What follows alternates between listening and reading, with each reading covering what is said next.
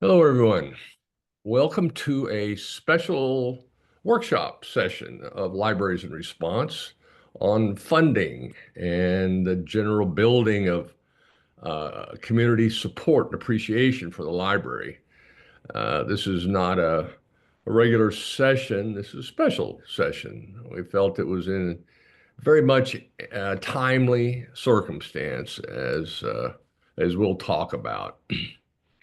Uh, This we are the Gigabit Libraries. This Libraries in Response is our theme, and the Swiss Army knife of communities is our meme. This is we've all tried to talk about wrestling with how to describe libraries, and this is our contribution. Is this multifaceted tool that there may be better versions of scissors and corkscrews and all that, but not in one place. And that is part of the beauty of libraries. Now, there are some things that libraries are absolutely the best at, and that is, of course, being a source of information and content for free for everybody. I mean, I don't know where to put that blade on this knife, but that's our meme contribution to it. We are the Gigabit Libraries Network. My name is Don Means, and GLN has been around doing work with libraries since, well, a long time, but actively since '07. And we initiated the Fiber to the Library campaign, a national initiative to support connectivity to all of 17,000 facilities in the country. Saying that's the fastest, least expensive, most equitable way to deliver next generation broadband in every community as priority endpoints where tens of millions of people access the internet, and also as intermediate points, as interconnect points, perhaps, in building networks out to everyone. And so that's a lot of what we've spent time talking about, and our contribution, I guess you could say, relates to libraries and connectivity. Once the pandemic started, of course, then it's widened up a bit, and we've teamed up with IFLA, the International Federation of Library Associations and Institutions, in The Hague on equity of access, and as co-producer of this series, which is now almost 5 years old. Next month, it'll be our 5-year anniversary. Our series sponsor is IMLS. We thank them. They've been very helpful this past year. And we have new sponsors we want to thank: the New Jersey State Library, the Texas State Library and Archives Commission, and the Washington State Library. These are very valuable people and institutions to us and to many others, but we appreciate them all.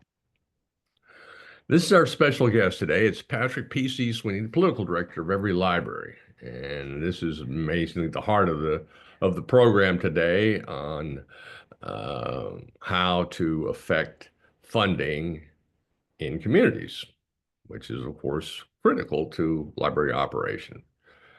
First, I want to, show our emblem. I guess our emblem is probably a pretty good word for this illustration that we've been given rights to use. Is that these are global, multi-reinforcing crises that are pressing heavily on civilization, and libraries have to deal with each of these and all of these. And it's not a picnic, but luckily we have libraries to help us. Uh, Libraries is kind of our suggestion on how to help people think about the library in a broader way, in a deeper way. And they are in urgent need of support. Uh, they're under attack. We've never seen this for libraries in the U.S. anyway. Uh, People, they're indifferent to libraries, or they love their libraries, but they haven't really opposed libraries until very recently, and this has just upset the apple cart a bit. They're constantly Eve loving. Now, you'll forgive the typo, evolving uh, because of circumstances, because of conditions, because of technology. It's their life, and yet at the same time, they maintain a long tradition of service and openness, and are especially as responders in times of crisis, which people don't think of until there's a crisis, and they will think of the library almost every time. What what started us on this was a comment by one of our speakers about libraries, or whatever it was he said, uh, and we thought, well, that's a great prompt in this age of prompts of AIs and so forth. There's a great prompt for people. So we asked several of our speakers to respond to that prompt, and these came back. Vince Cerf, repeat presenter here. Uh, uh, Libraries are bastions of democracy. Absolutely the case. I mean, what's more democratic than a public library? Cory Doctorow, everybody's kind of favorite uh, pundit and mm, big tech takedown artist, calls them the last secular institution that welcomes you because you're you. They don't want your wallet. They don't want anything. They don't want your belief. They just want to help you just because you're you, and you're a patron. You're not a customer. So this is increasingly rare, increasingly valuable. Bill McKibben, one of the world's leading eco warriors, says libraries are magical, maybe the most magical institution humans ever come up with. I mean, who says that? I don't, I don't know, but he said it, and I think it's really powerful. Cal Gallagher, the political cartoonist for the Economist, who created that illustration I showed a minute ago, uh, was speaking and just came up with this off the spot. Libraries are islands of truth in a typhoon of disinformation. That could not be more true today and more valuable. And then we have Reed Hunt, who was the chair of the FCC when the E-rate program under universal service was created. And Reed had this to say that libraries dispense large number of benefits, totally wonderful. Give them more funds, give them more services. Well, this is a challenge to the Swiss Army knife, because if you have looked at Swiss Army knives, you know some of them have way too many tools, and this is a challenge that libraries have.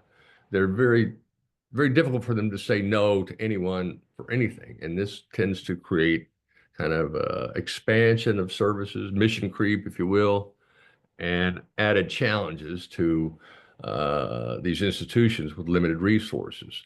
The limit of these resources is really what we're getting at today, how to connect the value of libraries, which is what this little front part is supposed to help provide. And we may suggest that if you are in the business of gaining support for whether it's a tactical moment or strategically, that you might reach out into your communities or anywhere, find people that are notable, known, and respected in the community, and put this to them and see if they won't add their voice to this list. And feel free to use this list. We put out a press release, but I don't think I have a link to it. But I'm happy to do that. Uh, we'll follow up with it. As a matter of fact, we'll just send that press release to everybody after the show, and you'd be welcome to use those quotes if they are of value to you in your pursuit of public support. So to the subject today, and to Patrick, our speaker. Patrick, we're just so happy to have you here. Patrick and I have become acquainted over the last uh, few months, really, for the first time. And I must say, we are birds of a feather, and two people that are not librarians, but who have devoted our careers to helping libraries to the extent that we actually do that. So, Patrick, welcome, and please take us away on how you see libraries taking advantage of this moment of, I guess we can call this a new crisis in support. Thank you and welcome.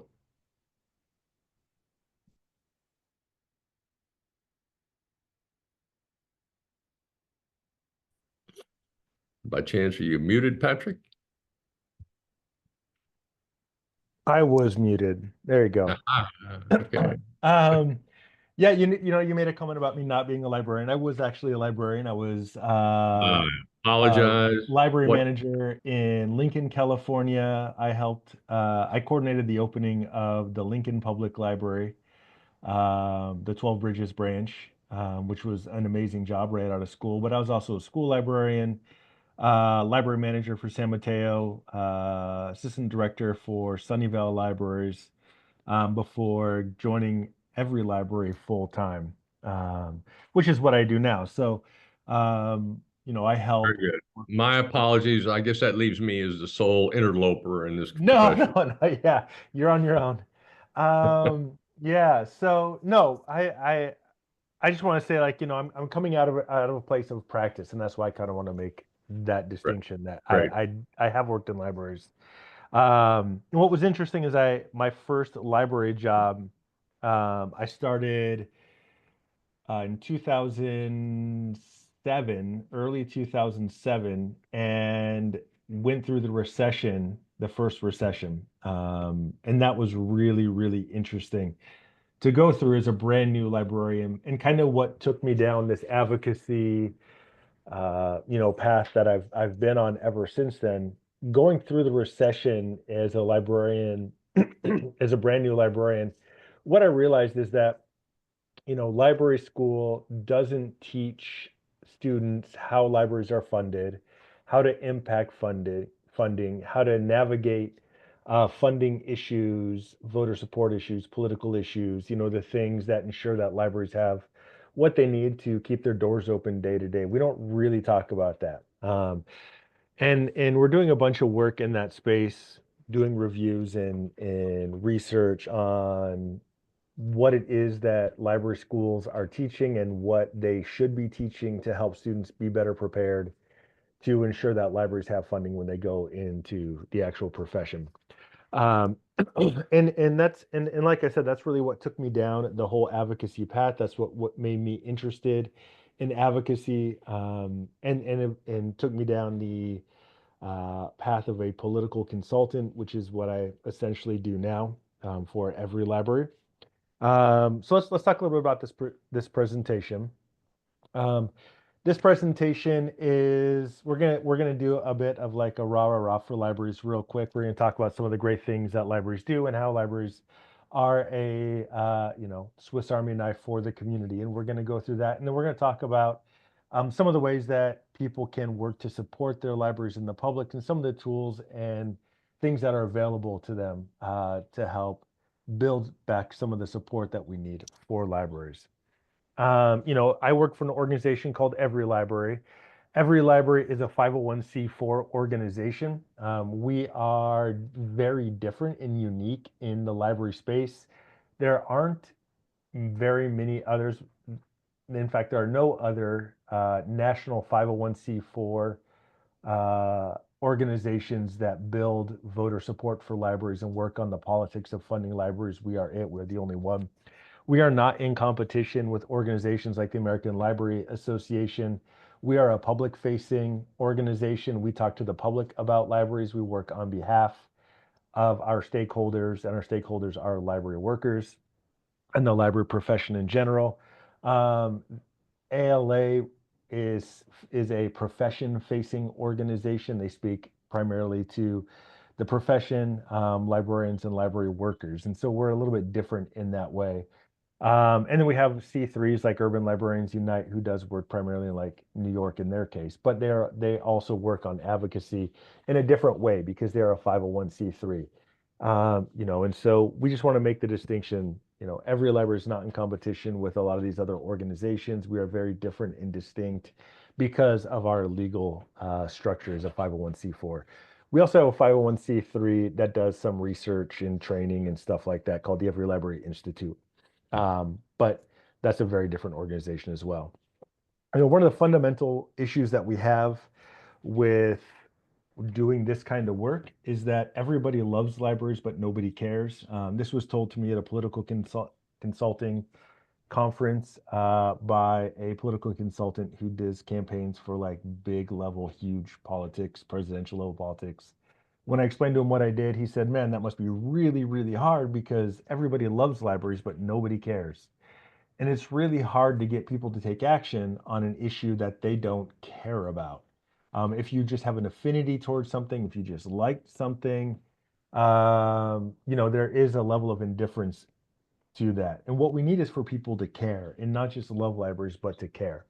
And what's really unique about the opportunities that exist right now is that people are talking about libraries in a way that they've never spoken about them before.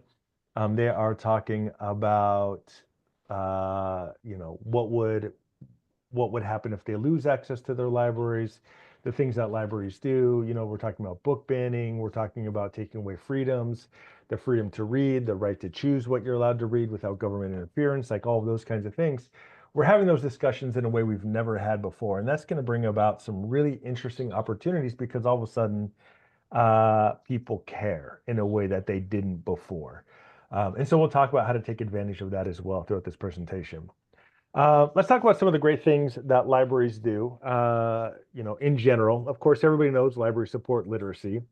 I don't think that's surprising to anyone in this group. So we're just going to get it out of the way in the very beginning. We know libraries support literacy, story times, literacy classes for children, teens, adults. At the East Palo Alto Library, where I was a branch manager, we had a program in there called Quest, and Quest helped students who were doing poorly in their reading. It was an after-school program, and you had to be enrolled in it. It did about 87, 88 kids a year. And they were able to move children up to grade point levels in their reading. So we know libraries support literacy. There's a bunch of programs that libraries do to support literacy. Um, Libraries also support small business owners and entrepreneurs. A lot of people don't know about a lot of the tools and resources to support small business owners and entrepreneurs. For example, some of our hidden resources are things like A to Z databases or Reference USA, which is a really fascinating database. If you are a small business owner, it's a great way to find new clients. It's a great way to build data sets for Facebook ads. It does a bunch of different things for you. So one of the things that I've used it for, I can pull down a list of everybody who moved into a community. I can get their name, address, phone number of everybody who moved into a community. I can then use direct mail with them. I can also run Facebook ads, uploading them as a customer file to run Facebook ads, all that kind of stuff. I can also find everybody who enjoys reading or fishing or whatever in different geographies, people who make over a certain amount, who, are head of their household. There's a bunch of different demographics that you can do to create these really interesting audience lists or potential customer lists or lead generation for your small business. Reference USA works the same way as A to Z databases. They're very similar. But then also we have a bunch of databases that make uh, small business more competitive on a global market. There's databases from Gale or EBSCO, some of these big database vendors where you can find market research and the latest market research on whatever your product is. You can do a lot of that kind of thing. You can also do the Sunnyvale Library where I was the assistant director. We were a patent and trademark office, and we had patent and trademark librarians on staff.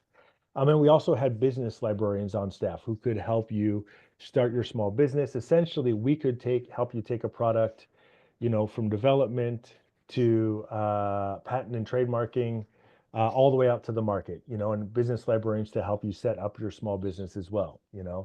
So libraries really are these kinds of economic drivers in a lot of communities. We also see libraries supporting nonprofits. A lot of libraries are network partners with Candid, which means they have nonprofit or foundation librarians on staff who can help you set up your nonprofit, find grants, build your board, access to databases around major funders through Foundation Center Online, which is Candid's big product. They used to be called Foundation Center, now they're called Candid. So there's a ton of support for nonprofits. Um, as we saw in like North Carolina, um, when the big storm came through, the hurricane came through and flooded, the library was one of the last buildings where you could get internet, charge your phones, get electricity. We've seen this over and over and over again. During the Ferguson protests, the Ferguson Library was one of the only functioning pieces of government. It's where people congregated. It's where people got access to the internet. It's where people were able to charge their phones. It was, a safe, open place. We see this over and over and over again. Libraries continuously serve as these focal points in communities during times of crisis. Libraries, we also know they make communities safer. So we know that higher literacy rates correspond to lower crime rates. That's a given. Libraries are part of a holistic approach to public safety in a community. When I was the library manager in Lincoln, California, one of the arguments we made for keeping the library open was because the police chief had made a comment during one of our meetings that you could see a decline in small crime rates in the community when the library was open because people had somewhere to go. Like the kids were in the library, they weren't out on the streets causing trouble. So libraries do make communities safer.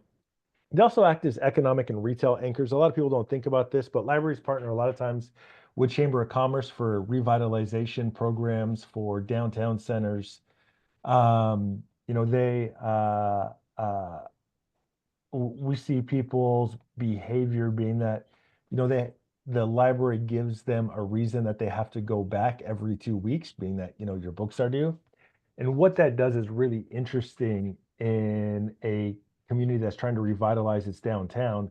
When they put a library in the midst of their downtown, they see a significant increase in foot traffic to all of the surrounding businesses.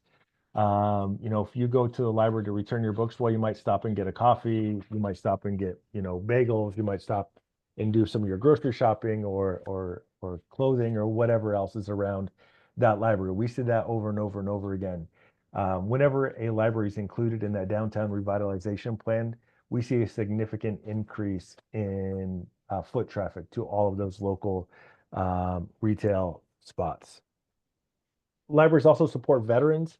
I think this is one of the things that a lot of people don't really see. There are tons of programs in libraries to help veterans who are returning.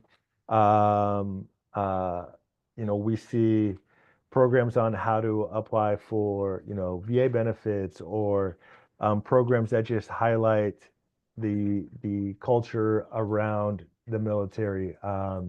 There's been some great projects like War Inc.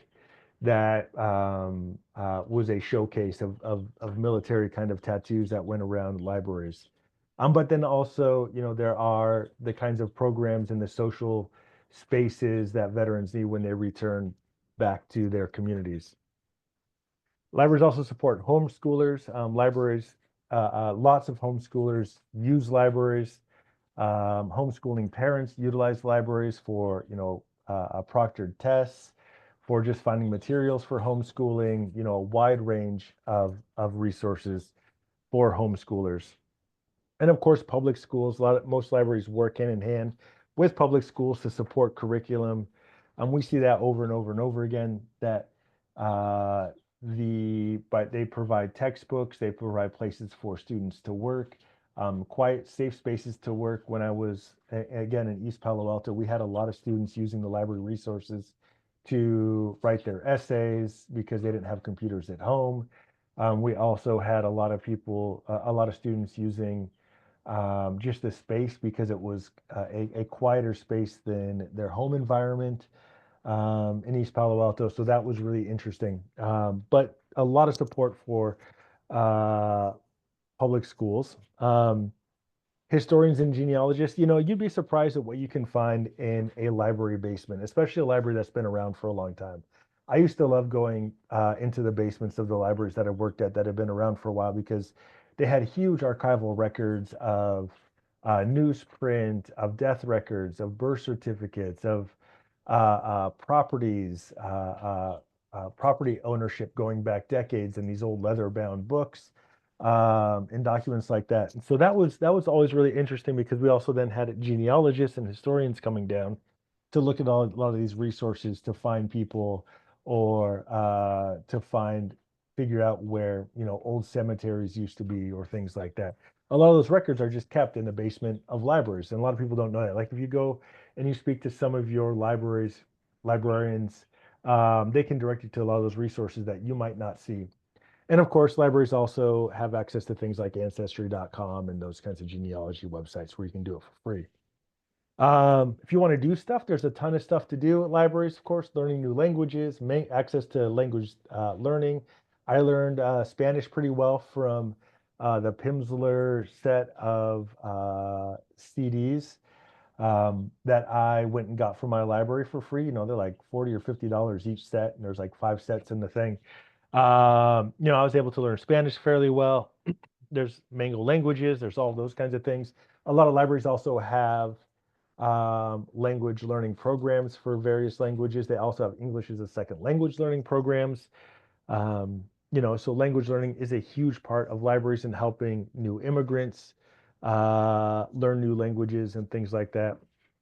Um, I talked about it a little bit before with the business librarians, at East Palo Alto or at Sunnyvale, you can 3D print a product, you can get it patented, you can start your small business with the business librarian, you can find your customers using A to Z databases. Like all of the resources and tools are there. But a lot of people don't know that there's great maker spaces in libraries. At the Sunnyvale Library, we also had like sewing machines and things like that. When I was the librarian at East Palo Alto, we had a great guitar lending library. We were able to loan out guitars for 2 weeks through a great grant that we got. Um, it included lessons for the guitar as well. Um, so kids got access to learning to play musical instruments that they might not have gotten access to before. If you want to garden, a lot of libraries now have seed libraries where you can go get seeds for free from your local library. We had one in East Palo Alto. We had one in Sunnyvale. There's a couple more around San Mateo. I know Oakland is like one of the original seed libraries. um, but you can go, of course, get all your seeds from your local library. I talked about English as a second language. A lot of people who were coming over use this program. We had a great one in Sunnyvale. Every Monday in the morning before we opened, we'd open the doors to an English second language learning class. There were a lot of the people who were coming in to work with tech whose English skills, they wanted to improve their English skills. They could come to our English as second language courses. Voter registration. Libraries do a lot of voter registration drives. They're also a great place for people who have a problem registering to vote. Like you can register to vote online in a lot of states now. However, if you are unfamiliar with that process, if you're a first-time registrant, if you just don't know where to go and what to look for and what you need to do to register to vote, libraries can do it, help you through it. Also, we work with, EveryLibrary works with the American Association of People with Disabilities for their voter registration week. And we promote voter registration through libraries because libraries are ADA accessible. So people who, might need help being able to write or they might be visually impaired or things like that, they can get help with their voter registration through their library. If you just need a safe place to work, if you just need like a place to get away, especially right now when we're seeing, so many people working from home, libraries were huge. During the pandemic, we saw a huge increase in people using libraries is a safe space to work, or just a place to get out of the house sometimes to work. There's just so much to do in these library spaces. If you want to watch movies, you can now download them. You can check them out. If you want to listen to music, you can download them and check them out. If you want to just read an effing book, you can just go to the library and read a book. Everybody knows this.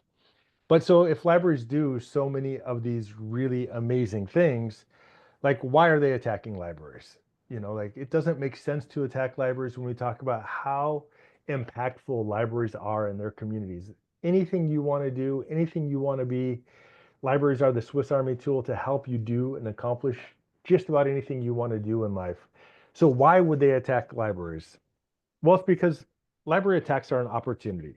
You know, it's an opportunity for these groups who are coming out against libraries to attack something that can't defend itself. Libraries are government agencies. Librarians, library workers can't adequately advocate for themselves using the same tools as the aggressors because they are government employees on government time using government resources. And you aren't allowed to engage with politics when you are a government employee in that way.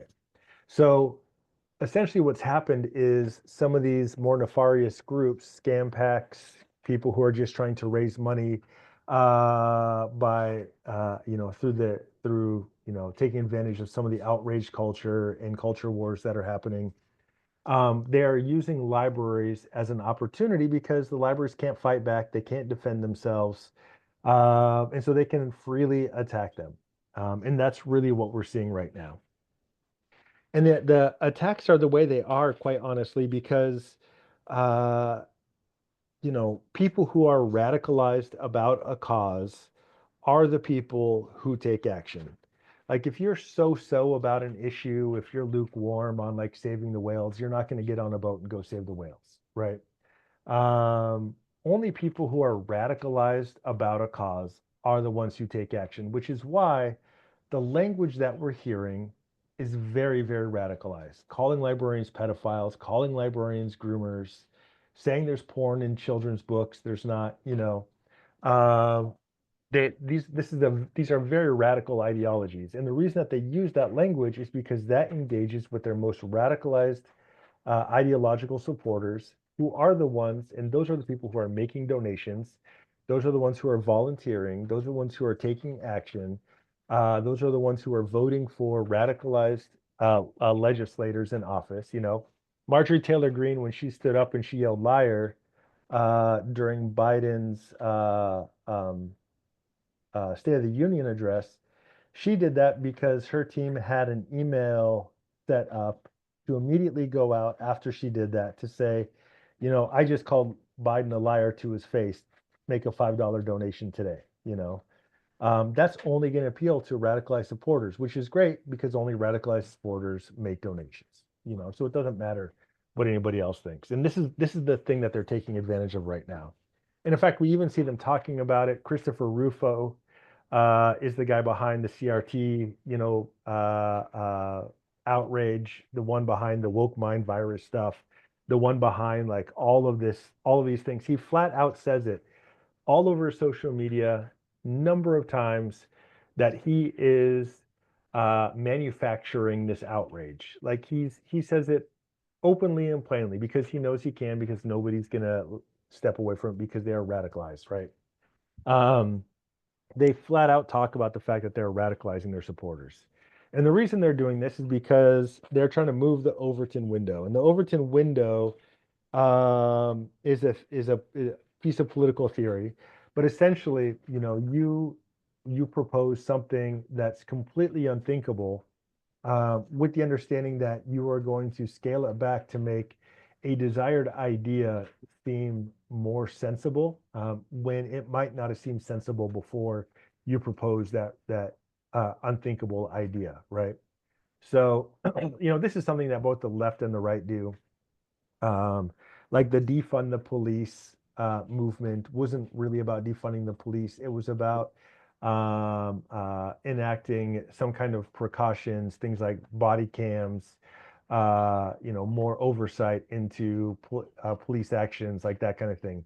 It wasn't truly about defunding the police, but then it was easier to say, okay, well, we won't defund the police if you wear body cams, you know. We're seeing the same thing with a lot of what Trump is doing right now, proposing a lot of really far out there ideas. Like he just wrote an executive order that says that he has total control over all independent agencies. He like that's going to get walked back in the courts, but it won't get walked back as far as where it is now.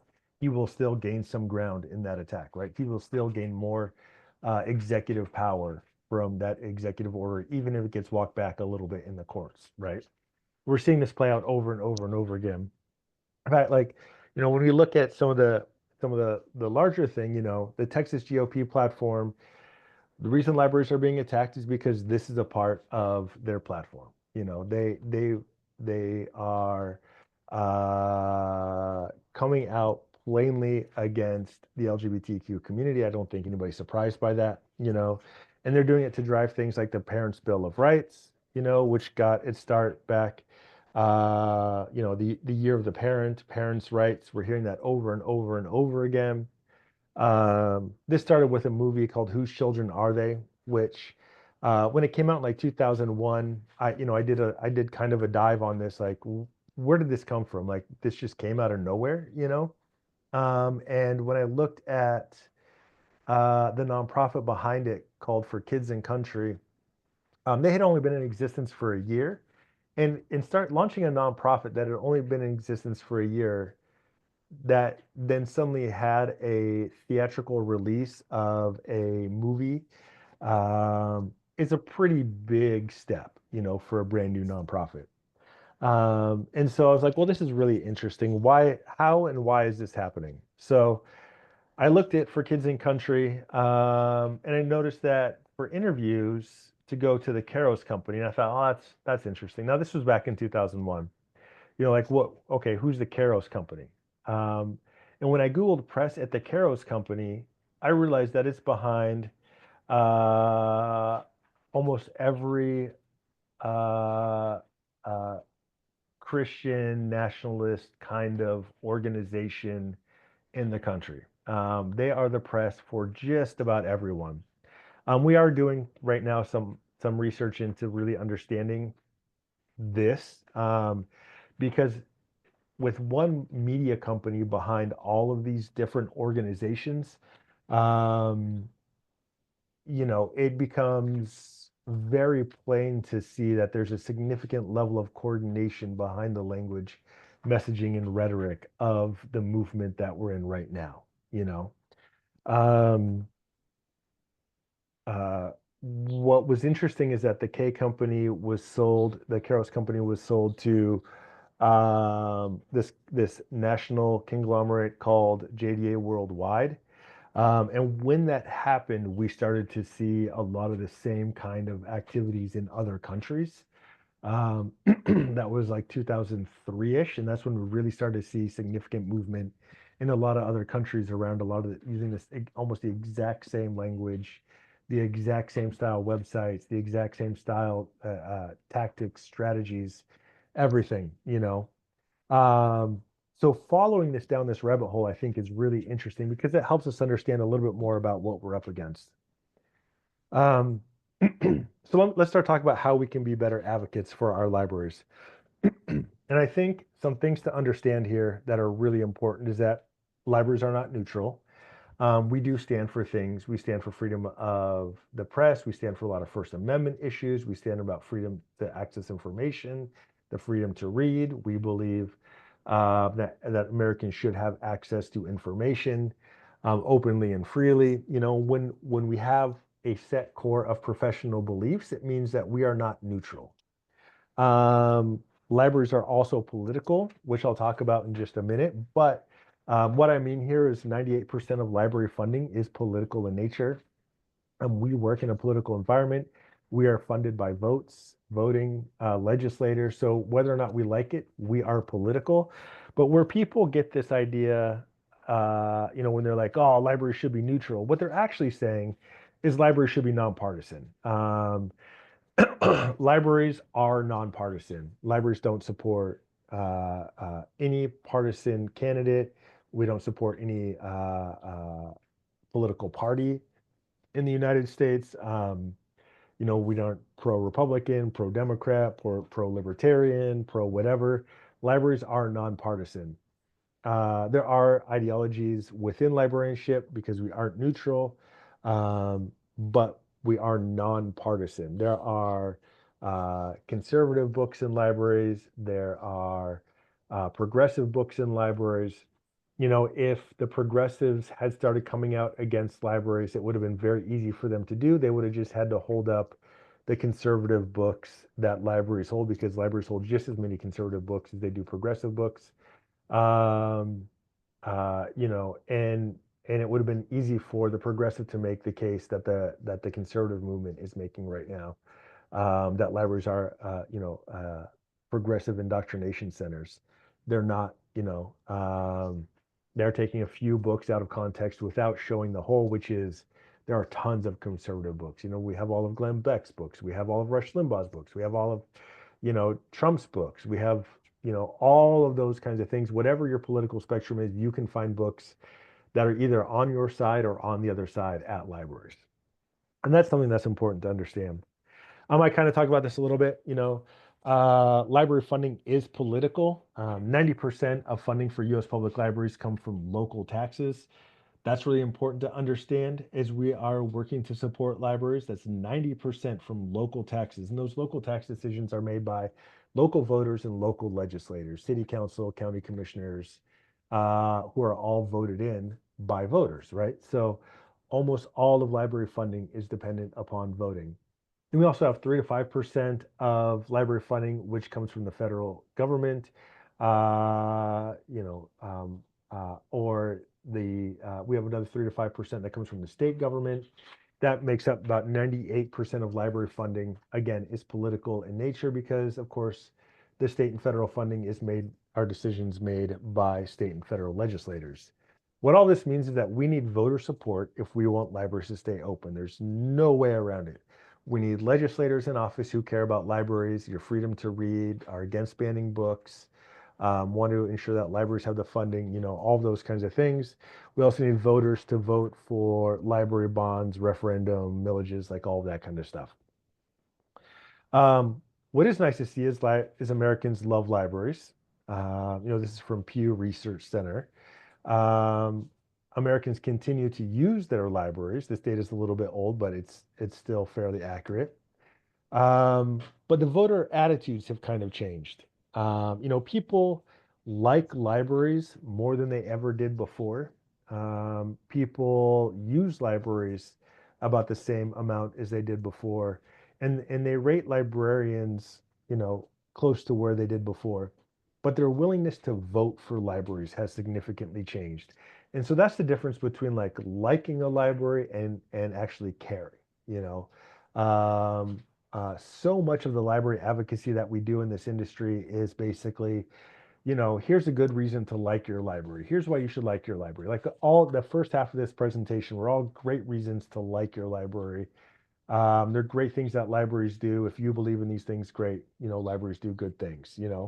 And that means that people like libraries. But when we talk about funding libraries, when we talk about voting for libraries to fund libraries, that is a different discussion. That is a conversation around taxes and government and the role of taxes and government in American society.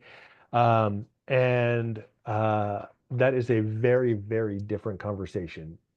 I run into people all the time who say, like, I love my library. I just think Jeff Bezos should pay for it. Elon Musk should pay for it.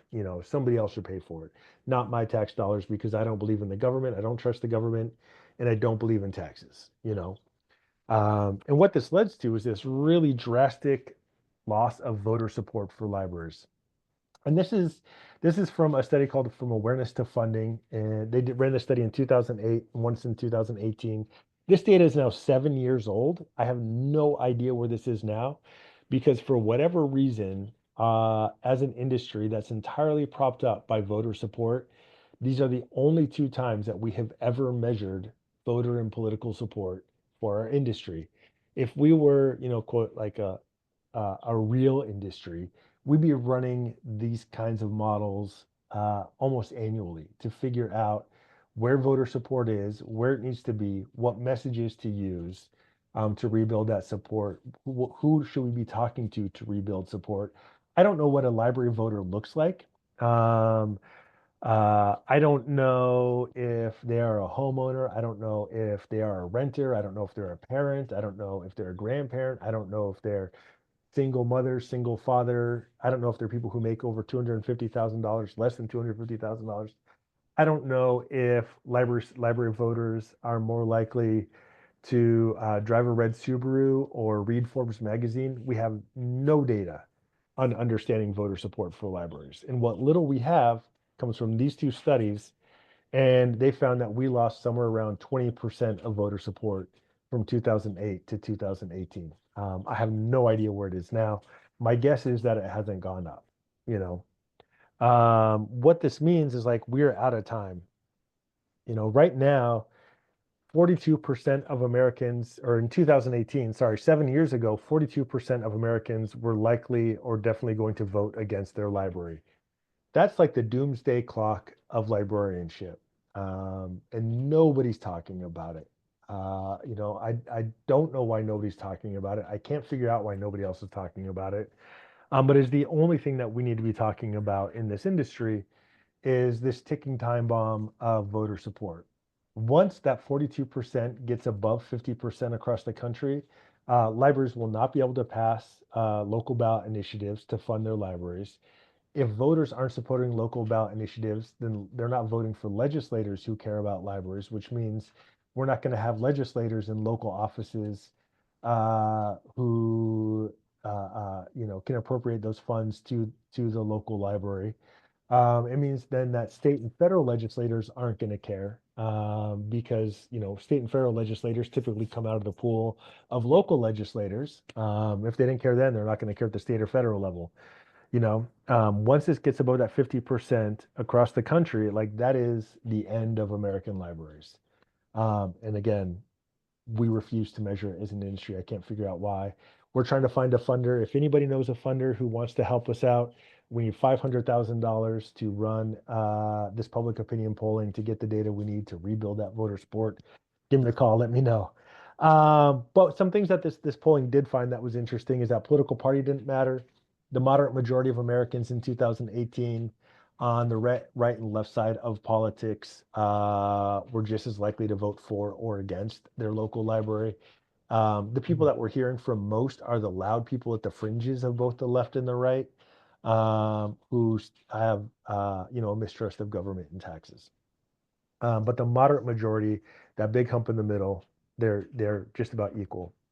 Car statistics don't matter. It doesn't matter if everybody in the community has a library card or not. It had no impact on the outcome of library ballot initiatives. And that's because library use doesn't matter. It doesn't matter if somebody uses a library or not. They are just as likely to vote for or against the library as a non-user. The rates don't increase. And the big problem that we have in our industry is we had this idea that our advocacy was entirely centered for the last 100 years around this idea that, well, if we just get people to use libraries, then they'll love us, then they'll vote for us, but that's just not the case. Over and over and over again, we've proven that this isn't the case. We've done a lot of local polling for local ballot initiatives.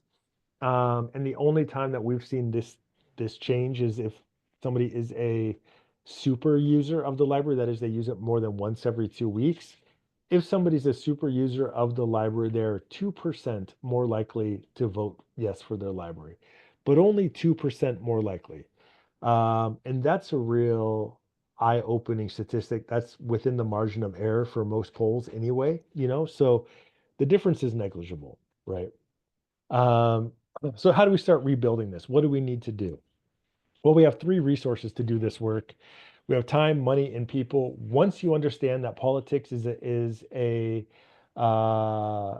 equation of time, money, and people, politics starts to be a little bit easier to understand. If you take advantage of time to build your campaign, you can use money for a lot of it. We'll talk about it in just a minute, or you can use people. If you're spending one of these resources, you better be getting more of the other one. So if I'm spending money, I need to be spending money on identifying supporters. Supporters can make more contributions. They can volunteer their time. You can get more time back. There's a lot of different ways to use time, money, and people. Of these things, only two of them influence politics, and that's people and money. Only people and money influence politics. Um, that's why it's so important that we as an industry start to raise money and identify supporters. I'm going to talk a bit about why. For example, the National Rifle Association, the NRA. I use them as an example because everybody knows who they are. But the NRA has, I mean, they have a lot of money too, but they had the reason that we can't have a real conversation about Second Amendment rights in this country is because the NRA can immediately email a million voters in a legislator's district and tell them what that legislator said about the NRA's agenda. If they're for it or if they're against it, they can help legislators win campaigns, lose campaigns, fundraise. They can turn the tide against the legislator. That is having political power and influence through people. Like being able to create an incentive for legislators to take action that is favorable to your cause through a large universe of humans that you can contact is political power through people. We have organizations like the American Legislative Exchange Council, which is a big lobbying group for corporate agendas. They are funded, they have political power through money, not people. They're able to take millions of dollars in resources, either their own or their stakeholder groups or their working groups or their committees or whatever. And they can funnel money to directly to candidates, legislators. They can withhold money from candidates and legislators in a bunch of different ways using a dozen different mechanisms. And of course, that creates an incentive for legislators to take actions that are favorable to Alec's agenda, big corporate agendas, right? Um, and so that is political power and influence through money. Unfortunately, libraries don't have any of these things. We are out of time. We are out of money. We don't have a national list of people. EveryLibrary is the only organization that is working to identify library supporters. We've identified about 450,000 Americans who care about libraries. And we're able to use that the same way, other organizations do. To build support for libraries locally, at the state and federal levels.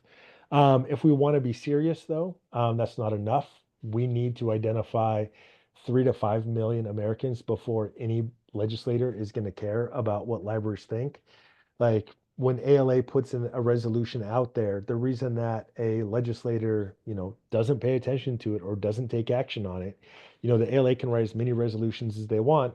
There's no benefit or consequence for that legislator to pay attention to that piece of ALA, that ALA resolution from ALA Council. Um, uh, there's ALA is not going to support that candidate if they support their resolution. ALA isn't going to drive people to take action for or against that resolution. Like there's no meat on it. Um, we are building that national voter file. We use it in a bunch of different ways. We help support local ballot initiatives, state level legislation, federal legislation, those kinds of things. Unfortunately, we're probably not going to be PAC, NRA level funding. We probably aren't going to be able to uh, uh, raise enough money to be a huge influence politically through money. It's just not the state of this kind of work.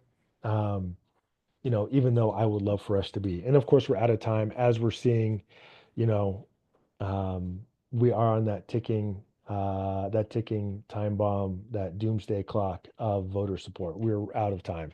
So we don't have time, money, or people right now. Like I am very scared for our profession. Um, Basically, what this means is like, how do they win? Well, they get people in money first. And they're doing a very good job of it right now. How do we win? Well, we get people in money first. Really honestly that simple. Um, and and we've got to really think about how we do that, you know. If it's just names and email addresses of people who support libraries, I mean that's a huge, huge get for libraries. I think this is Archimedes' less famous quote. Give me a large enough email list and platform to send them from, and I shall move the world. This is actually about a fulcrum and a lever, the real quote. But it's true for any kind of political initiative. Like we are seeing political campaigns being driven almost exclusively through email and social media and digital media right now, where they have extensive reach, where it's easy to access millions of Americans, you know. And if every library had an email list of 3 to 5 million Americans, you know, we'd be able to have a pro-library agenda. You know, we'd be able to take a proactive stance around legislation. We wouldn't only be fighting against bad legislation. We could enact pro legislation, you know. And there's tools to do this. There's a bunch of different tools. I think the one that most people know us for are petitions. You know, the thing to think about and the thing to remember with things like petitions is that they are the first step in a political campaign. They're not the last step. And unfortunately, the way a lot of people look at petitions is that they are the last step. Like this is if we just get everybody to sign this petition, then everybody will care. And unfortunately, that's just not the case. You know, the petition is a really great way to identify your supporters so you can drive them to actions that actually do matter. You know, it's very hard to not know who your supporters are, to not have their name and email address, and therefore not be able to ask them to take actions that are more meaningful. You know, so you know, if you have a list of 5,000 people in your community who are against book bans, you know, you can ask those 5,000 people to attend board meetings. You can ask those 5,000 people to help you raise money, to raise awareness, to share the message with other people, to educate the rest of the populace. You can also get them to either run for office or vote for people who are favorable to uh, libraries, you know, the library, who are favorable to library funding. That is what these petitions are. They're the first step. And so we built a platform called Fight for the First, which is essentially uh, you know, change.org, but for libraries and with a lot more sophisticated tools behind it. Where it says 41 petitions created, this is actually an old slide and I meant to update it and I totally forgot. We've done 136 different campaigns. We've helped gather over 120,000 signatures. I think there's somewhere around 300 emails sent, you know, somewhere around 100,000 new library supporters identified through our platform. This platform gives the power to people to take actions that are beneficial to their library. Um, you know, so for example, if there's book banning happening, you know, in KDISD or in Reading or in Louisiana libraries, they can launch a petition on our platform. Anybody who launches a petition on our platform, every library will provide up to $1,000 in funding to put that petition out in front of their community members. We'll provide pro bono consulting. We'll provide fundraising platforms like fundlibraries.org, which is a crowdfunding platform for library causes and advocacy issues. We will post it on our social media. Our social media reaches about 1 million Americans per week. That national voter file that we've been building that has 450,000 Americans, we'll email it out to all the people that we have in their communities. That helps it give them a boost. You know, all these ways that we can support each of these. And I think if you think about that, you know, like the more people who sign petitions, the more people we can email, the more people we can contact, the more people we have to build a pro-library agenda in this country and support libraries. However, again, this gives the tools to the people. So, you know, if you get 4,000 people identified in your community who support libraries, you can send them all an email yourself to ask them to vote for candidates, take action, show up at board meetings, you know, all those kinds of different things. Ask people to share their petitions, ask people to door knock, ask people to do phone banking with you, all the things that you need to win a campaign. Sorry about that. Um, we also are able to organize groups. Supporters can organize these groups um, where they can organize all the people who are supportive of their cause, communicate with them, build community around it, all those kinds of things. Sorry about the dog barking if you can hear it. You can rally people to attend events. When I took the screenshot, there were no events. But people create events in here in order to get people to show up to board meetings, letter writing parties, like all of those kinds of political activities, house party, political house party kind of events, fundraising events. Essentially, what we're trying to do is give people the opportunity to run for office. And, I think I skipped a slide about the 3.5% rule. There's a woman named Erica Chenoweth who did a Harvard research study, who's at Harvard, who did a research study that found that it only takes 3.5% of the public to be on the side of a cause in order to win a campaign. It's not a majority. It's only 3.5% of the public who can create that lasting change. And she goes into detail about how that works and everything. I highly recommend her study. Her name is Erica Chenoweth. But you can find that if you just Google like 3.5% rural politics or something like that.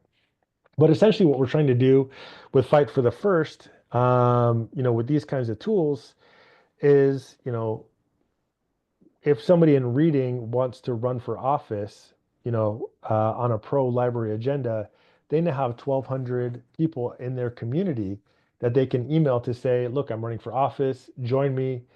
Here are the things that you can do. Send emails, all that kind of stuff. If the person organizing this, if they're not them, if Laura Wilson herself isn't running for office, she can send an email to say, vote for this legislator, vote against that legislator, all those kinds of things using these tools. And that's the only long-term solution to this is that we get legislators in office who care about libraries at the local, state, and federal level. And that's what we're trying to do at EveryLibrary. And we've given you the tools to do it locally in your own communities.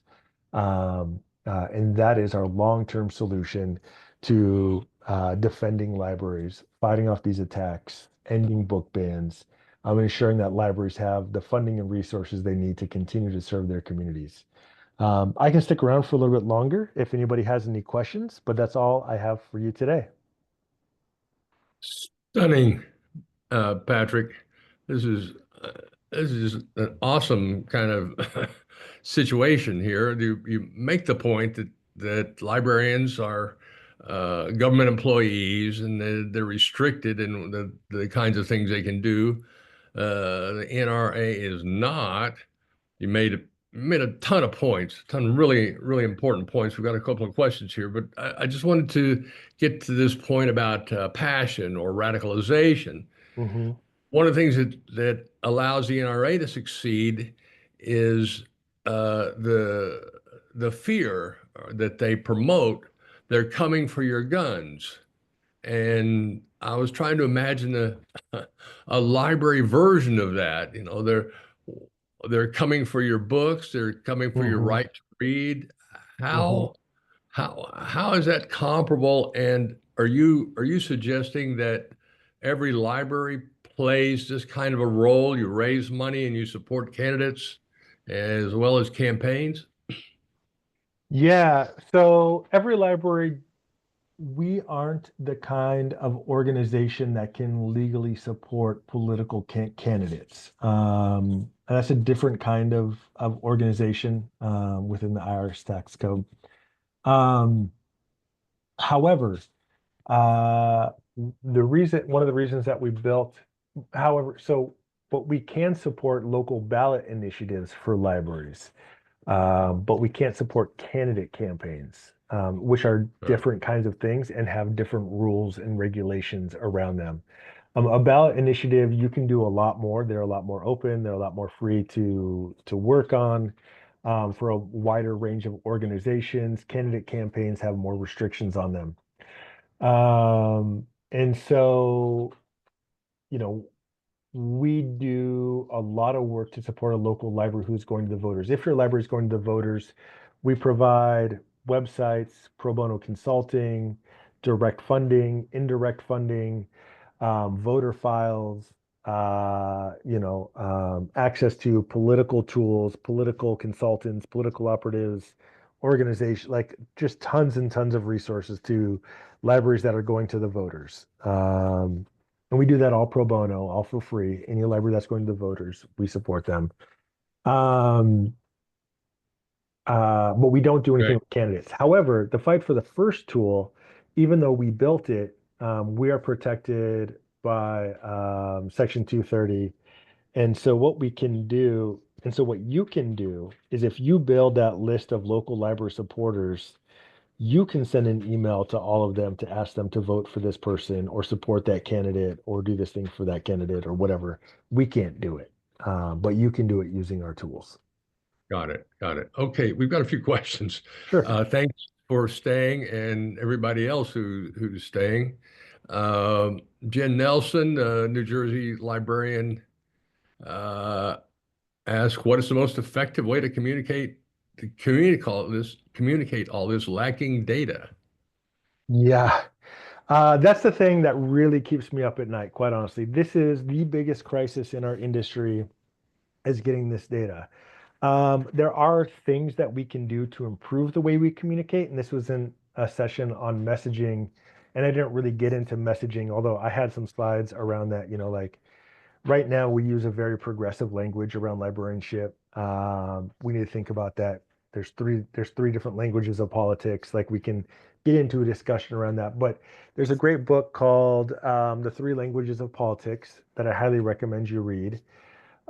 There's also a book called Words That Work by Frank Luntz, who talks about messaging. Frank Luntz is a Republican. He's Well, like the father of Republican messaging from like the 90s. But his book is really, really fascinating. So he talks about things like, you can say Americans will lose access to public libraries. You'll get like 10% of the public will take action on that. But if you say Americans are denied access to public libraries, like 30% of Americans take action on that. And so thinking about how we're messaging and the language that we're using and the words that we're using, also messaging structures, if you're not familiar with like a problem agitation solution format of messaging, like there are a lot of those kinds of tools that we can use.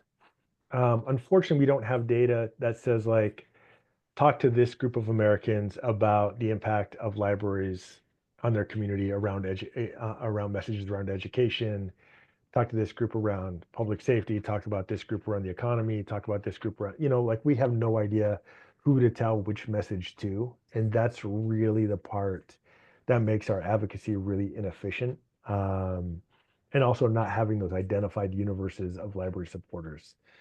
yeah, that was Um, the point. It yeah, felt like, flying blind. we are very, very much flying blind. Yeah. Diane Connery asked, "What can libraries do to increase civic engagement before a crisis? How do you build a culture of community engagement with local issues?" Yeah. So I think the most important thing is to build relationships within your community and get to know specific community members who are in positions of power and influence. Um, I can't tell you how many library campaigns we've walked into. So the library itself can't tell people to vote yes or no for a library ballot initiative. A ballot committee needs to be formed and that's allowed to raise and expend funds on vote yes materials or vote yes activities. The library itself can't tell people how to vote. And so, we go to a library and we're like, hey, who do you know in your community who can be a part of your library ballot initiative, your library ballot committee? Because it needs to be a different group of people. And the libraries don't have an answer to that question. They don't have people that they can call on who would be willing to work on their ballot committee. And that's a really telling issue. You need to have those relationships in place. You need building those relationships and establishing those lines of communication and trust years before you go to the voters. And that's a big critical part of it. In our book, um, before the ballot, there's a story about a library director in Colfax, Washington. We did a session at her library, and John and I, and when we walked in, Colfax has like 4,000 people in their community. It's an old farming community. Not a lot of people are there. It's very rural. But we walked into one of those cafes, and in front of the big table in the front of the cafe, there was that group of old men sitting around in their overalls and John Deere hats, the old farmers, like 10 of them. When they saw us walk in, they were like, "Oh, you're from the government, aren't you?" Like they knew immediately. They tagged us immediately. They knew we were from out of town. And they gave us the business the whole time we were in there. They were like, "Oh, this is Trump country, blah, blah, blah, blah, like government not belong here and all that kind of stuff." And as we were walking out, we told them we're like, "Oh, we're here for the library." And they were okay with the library. So we told the library director to come over and talk to them. And she went over and she just bought them around, excuse me, she just bought them a round of coffee, and had a conversation with them. And they were, I mean, she said that was the best piece of advocacy that she's ever done. And truly, like a lot of the anti-government, anti-tax rhetoric comes from people's lack of connections to government organizations. Like no government official had ever respected them enough to sit down at their table, have a cup of coffee with them, and just talk to them like human beings. That just never happened before, unless they had an agenda, unless they were running for office, unless they were doing something else. But you have an opportunity when you're not asking for anything, when you're not on the ballot, when you're not trying to raise money, when you're not trying to do things, to build relationships with people in your community in positions of power and influence in more authentic ways because you're not asking for things with them. And if you're not taking advantage of that now, you're going to be in a lot of trouble later. Like that's how you build that culture of engagement. Right. Get out there today before there's a crisis or a challenge when people will discount what you say because of the circumstance. Yeah, it makes Yeah. perfect sense. Yeah. Um, Marie Clinton Bigelow, what about funding for a construction project? Is that any different than other general funding? I mean, there's a couple of different ways that libraries get funding for construction projects. There are grants available. You can do a capital campaign. You can do a ballot initiative for a bond measure, So I'm not exactly sure how to answer that question because there's so many different ways to get funding for a Mhm, construction mhm. project. Um, it Yeah. depends on what state you're in, local rules, how you get on the ballot, what grants are available to you, whether or not you're in a community large enough to do a capital campaign, a bunch of different things. So, uh, what do the other public agencies have that libraries don't have? The police, the fire, they have active groups that are out there. Yeah. Yeah. I mean, the police have been politically active for a long, long time. Libraries Okay. just haven't, Before 2008, we could put something on the ballot, walk away from it. It would generally pass. We don't have a culture of politics in the library industry. The police do. Um, and the police associations, the police organizations, there's tons of police political action committees. There's tons of police unions. Um, There are and tons so of police. because what's that? There are tons of policemen. There's tons of policemen. Yeah, yeah. Um, they've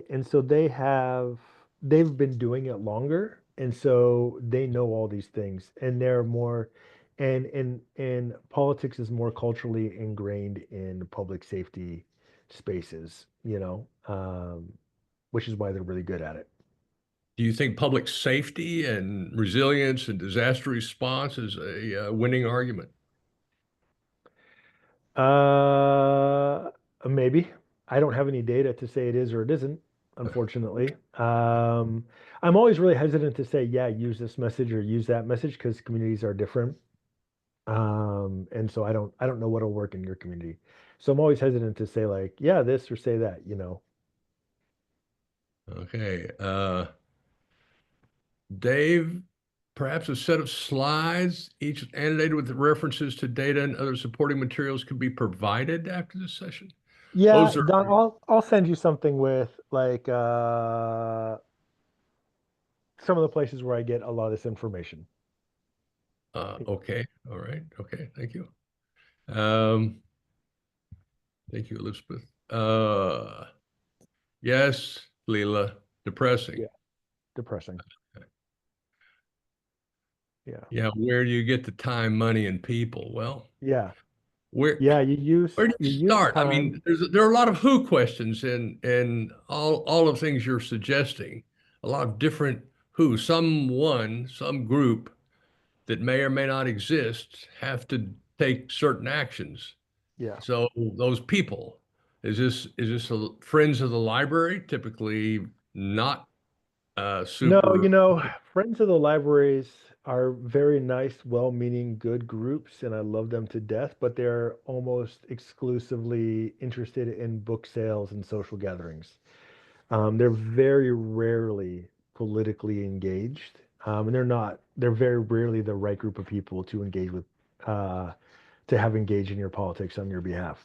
My Um, experience, that being library said, like, foundation, perhaps. yeah, and it's different from community to community. I'm speaking very generally. Like the Okay. Huntington Beach Friends, Huntington Beach is going through like a huge crisis right now, and the Friends of the Huntington Beach Library are doing an amazing job. So don't write off your friends. I'm just saying generally.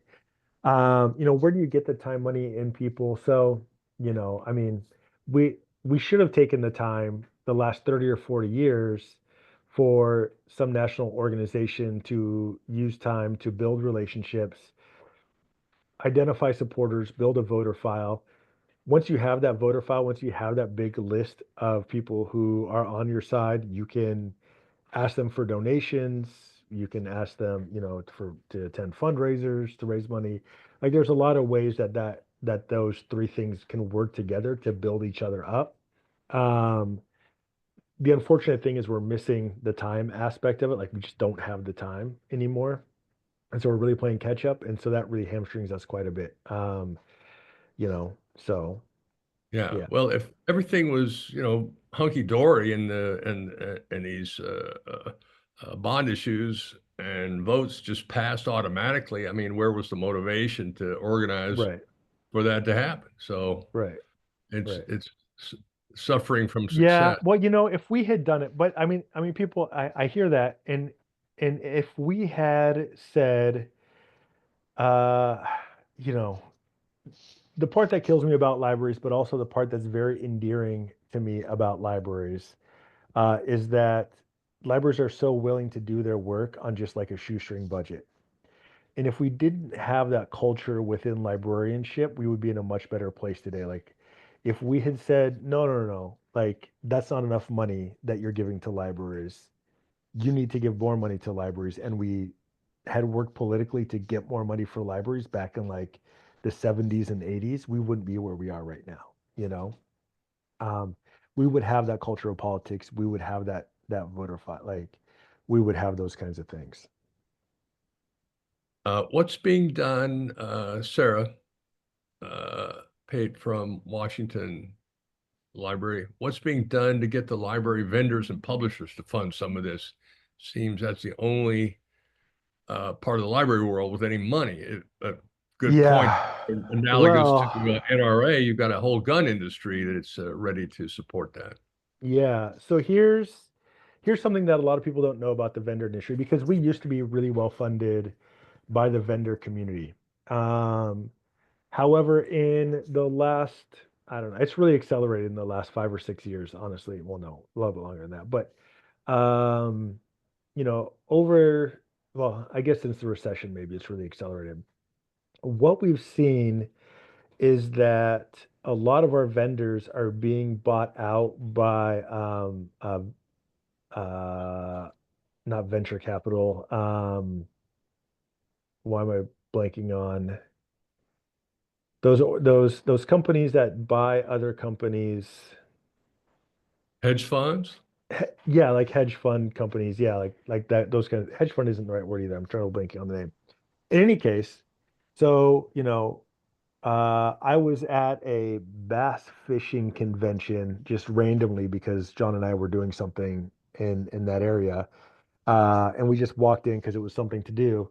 And there was a guy selling bait boxes, like subscription bait boxes. Like every month you got a new set of bait. And we're talking to him, and he's like, "Oh yeah, my company's owned by that I'm owned by a library company called EBSCO." And so, you know, these library vendors that, or these companies that were originally just library vendors, have expanded their business model to such an extent that libraries are now definitely not the biggest part of their funding model. Hmm. So for them to invest a lot of money in supporting libraries doesn't they don't necessarily need to, because if libraries go away, they'll be fine. They're selling bait boxes, you know. And that's almost every single vendor is either a large conglomerate or corporation now, or they're owned by those kinds of funds. Um, and one of the big issues that we see is these companies get bought up, like Gale gets bought up by one of these funds, and then the fund does a reorganization so that it looks better on paper, and it shows a higher profit on paper, so then they can turn around and sell it in a year or two for, twice as much money. And that's really what we're seeing. So these companies that own the library vendors, they don't care about whether or not libraries exist in 10 years, because they're only going to be in the business for two, you know? And Uh, so that's the other big issue that we're running into a lot. yes, I think you remind me, and someone mentioned conglomerates and Yeah. LBOs, leveraged buyouts, where Yeah. some of the parts can be made to look more valuable uh, by selling them off, and it ends up just cratering the enterprise. It's a Yeah. unhappy element of capitalism. Stephen Abram has his hand up so patiently. How do you hold that hand up for so long? Stephen, your arm must be tired. Yeah. Wonderful presentation as always, Patrick. It's awesome. Uh my total love watching what uh your organization is doing and how it's evolving. There's two things that I think we need to think about. One is I'm part of a very small group of three or four people where we're harvesting all data related to libraries from every state and federal site because it's getting lost and it's at high risk. So the data should we should be launching that site back with full historical data um, in the next week. So that's going to be useful to you, and I'll send it to you and John, the link. Although I know you follow my blog. The Hey, second thing, wait, hold on. So on that note, are you at all working? I mean, there's so many groups doing this right now. So like, are you working with the data rescue project?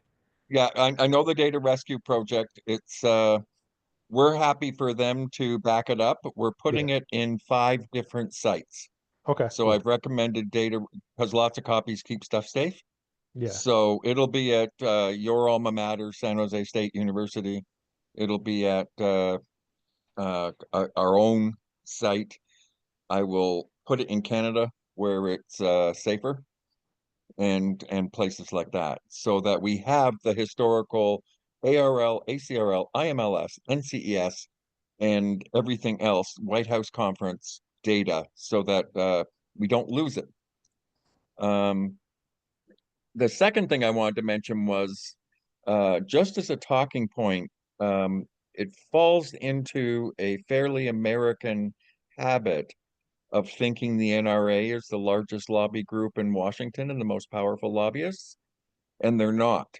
And I think that opinions are so hardened for or against them that it doesn't serve us well, maybe internal conversations, but it doesn't serve us well to use that as an example.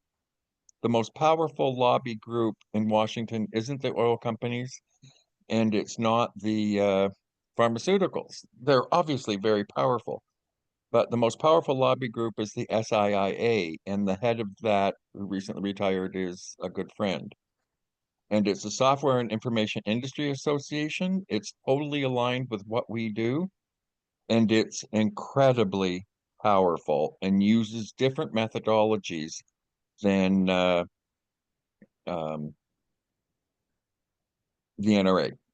And I think it's worth looking at it and seeing how they get what they want and how we counteract that or add to it or create more balance on things like copyright, data destruction, uh, dark web, privacy, all the things that matter to libraries and how we communicate and how we do things and how we gain funding. It would be wise for us to investigate and understand uh, how other partners in our biz are holding certain reins that we aren't powerful enough on. So I'm just bringing that up because we should look at more models. Like obviously, you can be envious of the NRA power, but it's too fossilized, and Americans are very, very polarized on that. And so it you don't start in the right conversation space.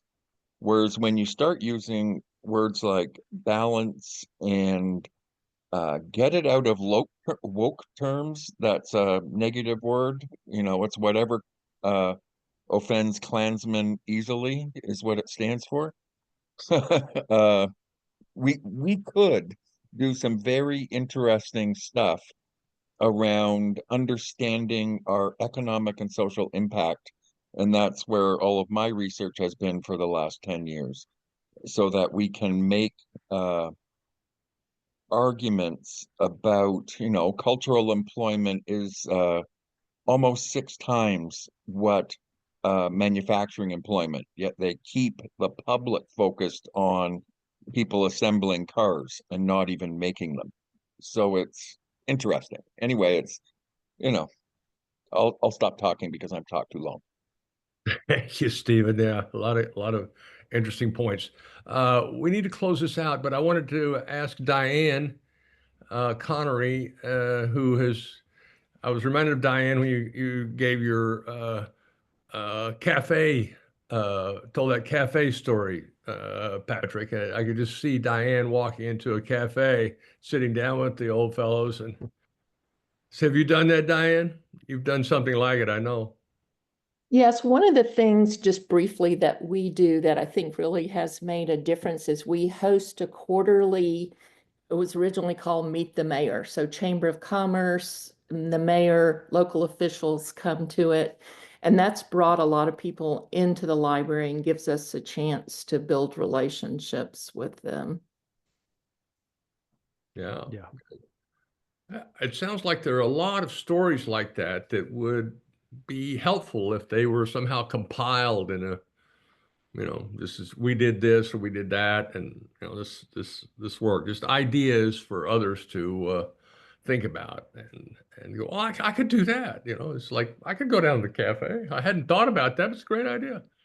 So, Patrick, I want to thank you again, and not just you, but EveryLibrary for all the great work you're doing. It's critical.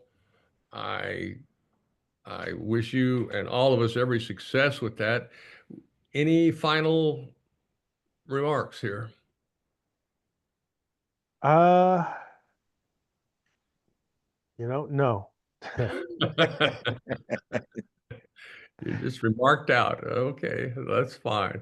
But you do work with individual libraries a lot, and you're open to do that. This is a kind of orientation workshop. It's not an actual campaign workshop. There's not an actual campaign that we're talking about here. So you do that, and I would encourage everyone to contact EveryLibrary and have either an active campaign or the beginning of an active campaign, because it's coming. And no matter what words we use, right to read, it'll be tomorrow's woke. And so you just can't dance with this language and expect to just prevail. You really have to get to people and to their emotions so that they will actually act. So I want to thank Patrick again and everybody for all this extra time over, and we'll have this recording up, and I hope it helps. So with that, we'll sign off. Thank you.